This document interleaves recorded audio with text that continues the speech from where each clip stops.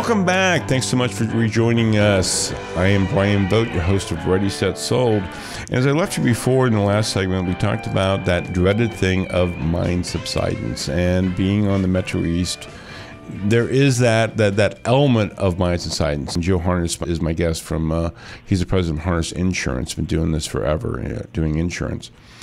We talked about off air that it is still extremely rare. Even though, yes, we know most people, if you lived here at any period of time, know that there's mines, and this was a big place for mines.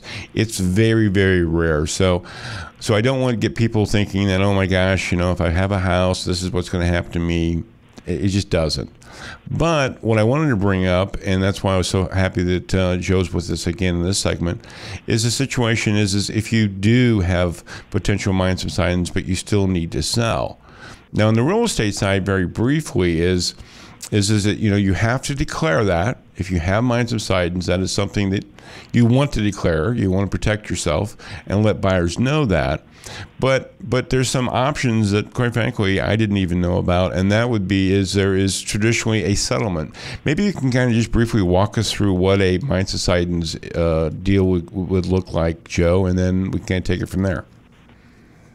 Yeah, Brian. Actually, mine subsidence is actually a state bureaucracy. It's handled by the Illinois Mine Subsidence Fund, and they use the insurance companies as a conduit to provide the coverage to clients and collect the premiums, obviously.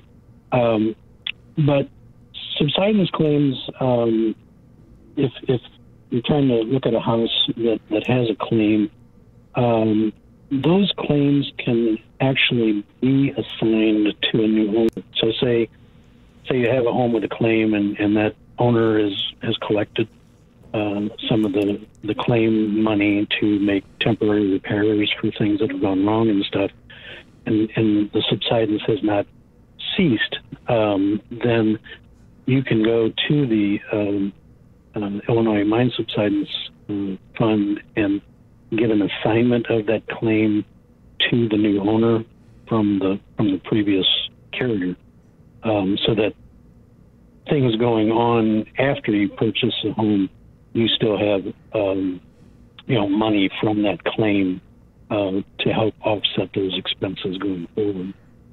Right, and I think what I'm hearing you say, and that's really important too. I'm glad you brought up that this is really state ran, and then the insurance companies kind of work with that. But it really starts with the state, and they make a lot of determinations of what they think. They monitor it and what have you, and there's different things that they do. But what I also heard you say is the ability to be able to take that claim and give it to the new homeowner, which is huge. I don't think most people know that.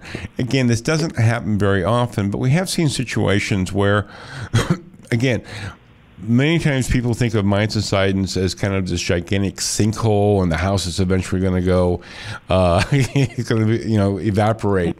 There's just, there can be mine subsidence, but it doesn't have to be very major. And then I think that's the other point too. So it may make sense to a buyer to purchase a home with potentially mine subsidence. Of course, you always want to double check your, make sure that's the direction to go. But at least the buyer could do it, and knowing that if there's funds that are needed to repair it, that can be transferred over to them, correct? Right. And a lot of times on subsidence claims, it's a lot of it's cosmetic. Cracks here and there and things that can be easily repaired. A lot of times the money that's involved in a claim is there for people to make temporary repairs, because the fund will not make a payout on a full loss until the subsidence has actually quit. Gotcha. And that's monitored by the people from the subsidence fund. They come back periodically and look at it to see if it stopped moving, over a period of time. So, and just also for our listeners, and hopefully they know this too. Look, if you have mine subsidence and you're a seller, it is a big problem. Okay, so we're not trying to say that this is going to be the greatest solution in the world, but at least there's potentially of some options. At least depending on, again, every situation is every sale is situational. So Joe, you made a great point, and that is depends on how serious it is. Is it minor?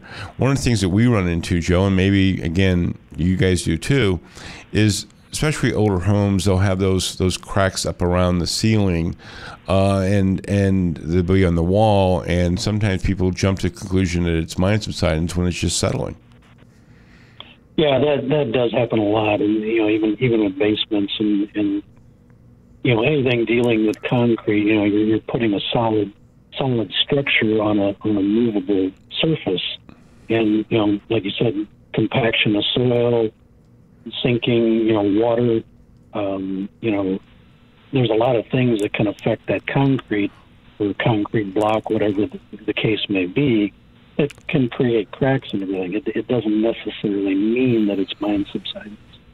And one thing too, and this is really, really important, and I know, Joe, I know what your answer is going to be, but I'll still ask it.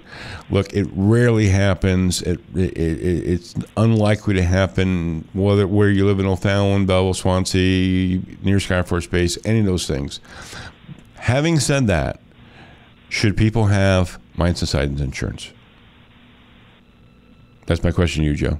In my opinion, which I tell all my clients, yes. Right. In St. Clair County and other surrounding counties, it is actually mandatory. It's mandated by the state of Illinois that the insurance companies provide it and write it. The only way you cannot have it is to sign off on it. Right. I highly do not recommend that, because in this area too, a lot of times we have the mine subsidence, but then we also write earthquake coverage, and those two go hand in hand, because you don't want to have a situation where you have an earthquake or a little shake of an earthquake, and then they say, well, it wasn't an earthquake, it's mine subsidence, or it wasn't mine subsidence, it was an earthquake. Sure. You don't want to get into that argument. Something happens. Sure. So you're covered either way. No, that's great right. to know. And mine subsidence insurance is so cheap anyway, so it's just kind of a no-brainer. Yeah, it's not terribly expensive at all. Right. Sorry to cut you off. We're running out of time. I want to thank Joe Harnist, the president of Harnist Insurance, for joining us today. And next segment, we'll do the tip of the week. I want to make sure you tune into that. Listen to Bryan Vogt, Ready, Set, Sold. See you in a few.